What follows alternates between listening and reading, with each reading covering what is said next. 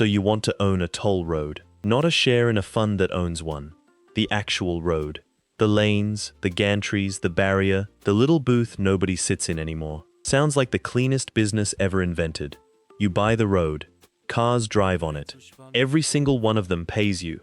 No inventory. No customers to win back. No competitor. Because there is only one road. That's the dream. The problem is what happens between the dream and the reality. Because you don't buy a toll road, you rent it. From a government. For a fixed number of decades. Under a contract somebody else wrote before you ever showed up. So what does it cost to get your hands on one? What does it cost to keep the surface under the cars? Where does the money actually come from? Because it isn't only the tolls. And why do some of the smartest funds on earth still hand these things back? The buy-in. Start with how these change hands. Because it is nothing like buying a building. There is no listing. There is no agent. There is a government that needs cash today and owns something that produces cash slowly, and it runs an auction. And what gets sold is not the road. Nobody sells you the road. What you buy is the right to collect on it for a set number of years. That is called a concession. When the years run out, the road goes back to the people who owned it the whole time. Two examples set the price range, and both are real. January 2005. The city of Chicago leased the Chicago Skyway, 7.8 miles of elevated road connecting the South Side to Indiana. 99 years, $1.83 billion, paid up front by a partnership of Sintra of Spain and Macquarie of Australia. Sit with that. 7.8 miles, $1.83 billion. That works out to roughly $233 million a mile. And here is the detail that tells you what kind of market this is. That winning bid was about 2.6 times the next highest offer. Not 2.6% higher, 2.6 times. Then came the bigger one, 2006. Indiana leased the Indiana Toll Road, 157 miles across the top of the state, for 75 years, $3.8 billion. The same two companies. And again, the winning bid came in at roughly double what the state's own hired consultants had valued the lease at. Now the other end of the market. Not every toll road is a monster. The 91 express lanes in Orange County, California, were built for about $135 million and opened in 1995. 10 miles, sitting in the median of a public freeway. The Camino Colombia Toll Road outside Laredo, Texas, cost about $90 million and opened in 2000. 22 miles of two-lane bypass built to catch trucks. So the tiers look like this. A single gantry road or a small toll bridge lives in the tens of millions. A regional road runs in the hundreds of millions. A road that anchors a metro area, one that everybody in the region has already driven, runs into the billions. But there is a second split that matters more than size, and every operator in this business talks about it. There are roads that already exist, with years of counted traffic behind them. In the trade, those are called brownfield. And there are roads that do not exist yet, where the traffic is a number in a spreadsheet. Those are greenfield. One of those two categories is where almost all the money gets lost. Hold that thought. One more number before we move, because it explains everything that happens later in this video. On the Indiana deal, Sintra put in $374 million of equity. Macquarie put in $374 million. Added up, $748 million of actual money against a $3.8 billion price. Everything else was borrowed. Remember that. What you inherit, you do not walk away from that auction with a road. You walk away with a document. And the document is the business. A concession agreement runs hundreds of pages, and 5 clauses inside it decide whether you make money. Term, how many years you get. Escalator, how fast you are allowed to raise the toll. Maintenance standard, the condition you are contractually required to keep the road in, with penalties when you don't. Hand back, the condition it has to be in when you give it back at the end. And on some deals you have to fund that in advance, out of money you thought was yours. And the fifth one, the one nobody outside this industry has heard of, non-compete. Start with the escalator, because it is the most beautiful clause in infrastructure. Before the Chicago lease, the Skyway toll had been frozen at $2 since 1993. 12 years, same price. The concession changed that on day one. Toll went to $2.50 immediately. then $3 in 2008, $3.50 in 2011, $4 in 2013, $4.50 in 2015, $5 in 2017, and after that, the agreement allows annual increases of 2%, or the rate of inflation, whichever is greater. Say that last part slowly. Whichever is greater. In a year with zero inflation, you still raise the price 2%. There is no year in which the toll goes down. There is no year in which the toll stays flat. The contract runs to 2104, now the non-compete. And this is where somebody usually pauses the video. When the 91 express lanes were built in California, the private consortium signed an agreement with the state. That agreement created a protection zone of 1.5 miles on each side of the corridor. Inside that zone, the state could not add capacity to the free lanes running right beside the toll lanes. Think about what that means. A public agency legally agreed not to fix its own public highway, because fixing it would have hurt a private company's tolls. That clause worked exactly as written. Congestion on that corridor got worse and worse, and the state was tied up. So in January 2003, the Orange County Transportation Authority bought the franchise. Price: $207.5 million. And the stated reason for buying it was to delete that one clause. A government paid $207.5 million for permission to improve its own road. That is what a piece of paper is worth in this business. The revenue layers. Now the good part. Where the money comes from. Number one, the obvious one. Tolls. Here is what that looks like at scale. The Chicago Skyway collected about $80.7 million in toll revenue in 2014. Divide that by 7.8 miles. Every mile of that road produced over $10 million a year. At the big end, the Pennsylvania Turnpike runs around 210 million transactions a year across 565 miles and projects close to $2 billion of revenue. Number two, violation and administrative charges. When toll booths disappeared and cameras took over, a second revenue line was born. If you have a transponder, you pay the low rate. If a camera reads your plate and mails you a bill, you pay more. On the Pennsylvania Turnpike, the bill-by-plate customers are only about 13% of users, and they are charged a higher toll on purpose to cover the cost of chasing them.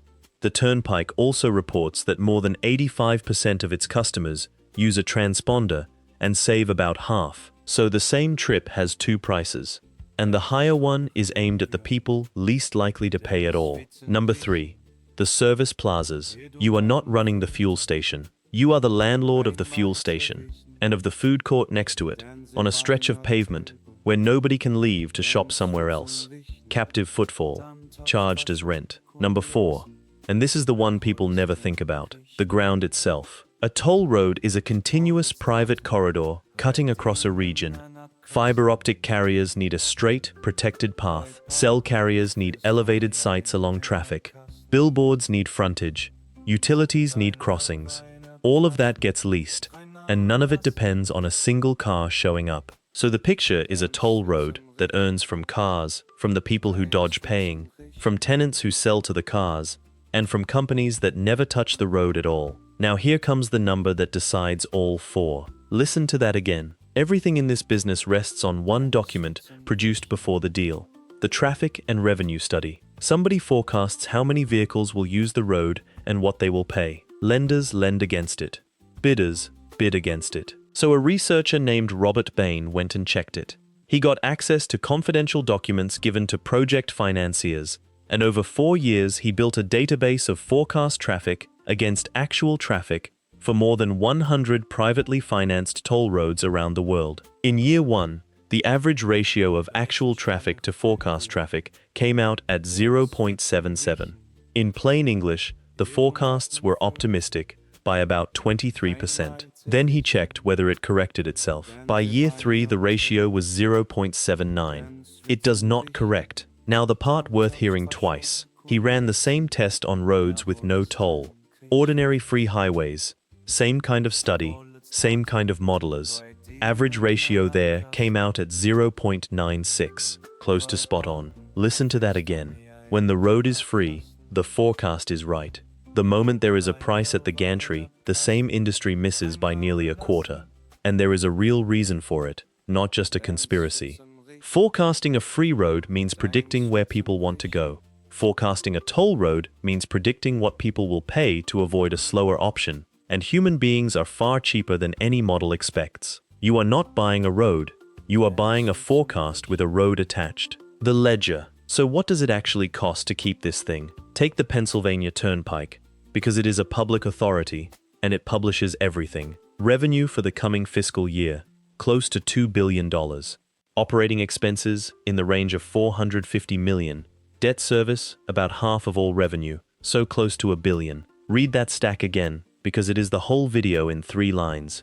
Running the road, paying the crews, the plows, the patrols, the offices, costs under a quarter of what comes in. The debt costs more than double the entire operating budget. Now the pavement, and this is the cost that sneaks up. Tennessee's Transportation Department prices a standard hot mix asphalt overlay at roughly $60,000 to $90,000 per lane mile.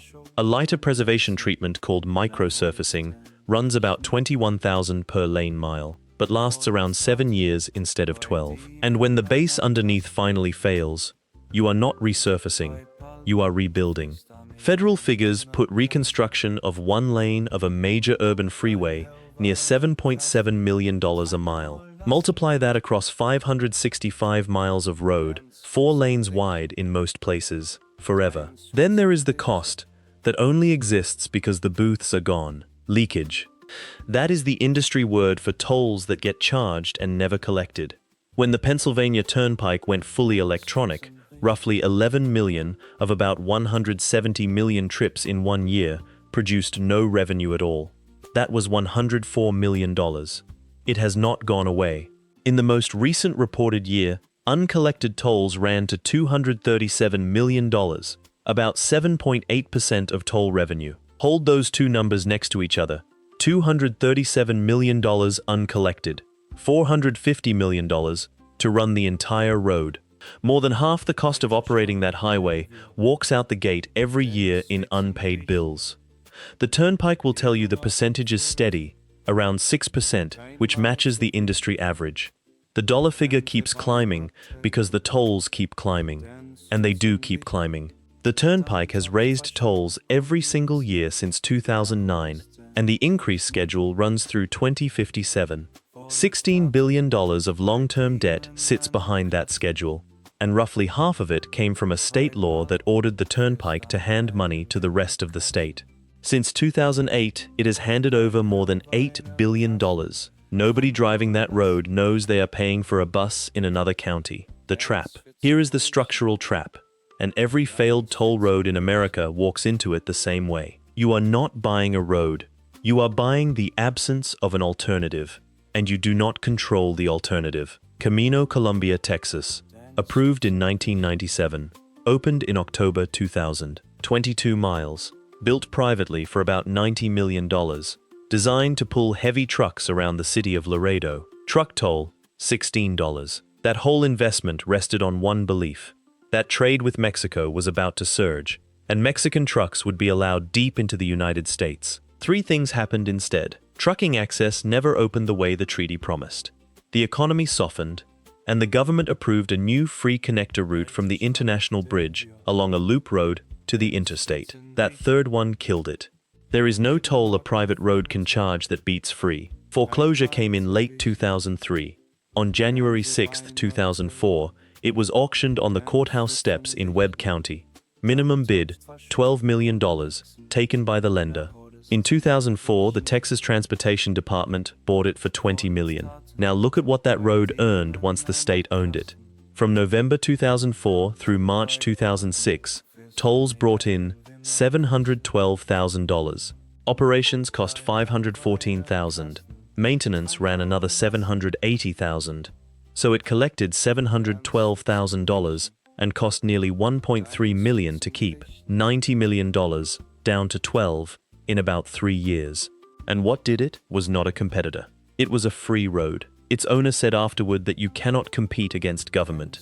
That is the trap in one sentence. The man who built the first one. This has happened before, and the first time was over a century ago. William Kissam Vanderbilt II was the great-grandson of Cornelius Vanderbilt, the shipping and railroad fortune. He was rich, He was young, and he was obsessed with motor racing. He created the Vanderbilt Cup in 1904 and ran it on ordinary Long Island roads. Spectators were killed, so he decided to build a road with no crossings on it at all. The Long Island Motor Parkway opened on October 10, 1908. It was the first road in America built for automobiles and nothing else. First concrete highway in the country. Bridges instead of intersections. The first 6 toll houses were designed by John Russell Pope, the architect who would later design the Jefferson Memorial, and they included living quarters so a collector could take money at any hour of the night, $2 to drive it. In 1908 money, call it somewhere around $45 today. Then watch the price move. $2 at the opening, $1.50 by 1912, $1 by 1917, 40 cents by 1938. He was cutting the price into a market that was disappearing underneath him, because New York was building free parkways. Robert Moses put the Northern State Parkway through the same corridor, and it cost nothing to drive. On Easter Sunday, April 17, 1938, the Long Island Motor Parkway closed. It was handed over to Queens, Nassau, and Suffolk counties in exchange for wiping out $80,000 of back taxes. America's first private highway ended its life as a tax write-off. Now put that next to Camino Colombia. Different century, different state, different technology. Same ending. A private road, a free road built beside it, and a keys handed back. The biggest failure. Which brings us to the one that made the whole industry rewrite its models. June 2006. Sintra and Macquarie take over the Indiana Toll Road. 157 miles. 75 years. $3.8 billion paid to the state. Now the capital structure, because that is the murder weapon. $374 million of equity from Sintra, $374 million from Macquarie. Everything else came from banks. And look at how the debt was shaped. A 9-year interest-only loan, meaning for 9 years you pay no principal at all, and then owe the entire balance in one lump. Hedged with a 20-year swap whose rates were preset on a rising ladder, from 3% up toward 11.3% by 2023. Translate that into plain language. For 9 years the payments are light. At the end, you must refinance the whole thing at once. And every year, the hedge costs you more, whether business is good or not. That structure only survives if traffic beats the forecast. Then 2008 arrived. Freight volumes fell. Traffic came in under the projection and stayed there. Here is the cruel part. Earnings actually grew every year from 2008 to 2013. That road was doing better, not worse. It just was not doing better fast enough to outrun the debt schedule. Total project debt went from about $3.4 billion at acquisition to roughly $6 billion. On September 22, 2014, the concession company filed Chapter 11. Court papers put the secured obligations near $6.3 billion, counting projected interest. And now the part almost nobody knows. In March 2015, IFM investors agreed to pay $5.725 billion for the remaining 66 years of the same lease. Then committed another $260 million of capital improvements over the first 5 years. Read that sequence one more time. A company paid $3.8 billion, went bankrupt, and the very next year the same road sold for $5.725 billion. That road was never the problem. It was fine. Traffic was stable. What died was the balance sheet somebody wrapped around it. How the survivors do it. So who actually makes money here? And how? Habit 1. Buy roads that already exist. Chicago's Skyway opened in 1958. By the time it was leased, it had almost 50 years of counted vehicles behind it. Nobody was guessing. Compare that to a greenfield road, where the traffic is a projection, and remember that 0.77. Habit 2. Never let the debt balloon. Pay principal from year 1. Indiana's structure worked beautifully as long as nothing went wrong, and nothing going wrong for 75 straight years is not a plan. Habit 3. Get the escalator in writing, with a floor under it. 2% or inflation, whichever is greater, is not a detail. Over a 99-year term, that clause is worth more than the road. Habit 4. Match the money to the length of the asset. Look at who ended up owning the Skyway. In 2015, 3 Canadian pension funds bought the concession company for $2.8 billion. Pension money does not need an exit in 5 years. It needs a payment in the year 2070. Habit 5. Treat collection as an operation, not an afterthought. Every point of leakage is pure margin. Pennsylvania has gone as far as suspending vehicle registrations, and moving to overhead gantries alone is expected to save around $25 million a year. Does this actually work? Let's do both years honestly. Start with the good year. You own a mature road with real history. Traffic ticks up 2%. Your escalator fires and adds 3% to the price. Revenue climbs 5%. Operating costs rise with wages, call it 3. Debt service is fixed, so it does not move at all. That entire gap drops to the bottom line, and the following year the escalator fires again from the new, higher base. Now the bad year. Freight slows. Traffic falls 8%. Your escalator still fires, so revenue only drops about 5. That sounds survivable, and it is, unless you are Indiana, because the maintenance standard is contractual. The reserve account is contractual, and the debt does not care what the economy did. Now the honest scoreboard on the best asset in the story. Chicago's road sold for $1.83 billion in 2005, and for $2.8 billion in 2015. A decade, roughly 50% up. Then, in 2022, 2 of the 3 pension funds sold a combined 2/3 stake to an Australian operator for $2.014 billion, valuing the whole road at $3 billion. Those sellers had been hoping for 4. Same road, same contract, same traffic. One decade produced a huge gain, and the next produced almost nothing. So does it work? Yes, on strict conditions.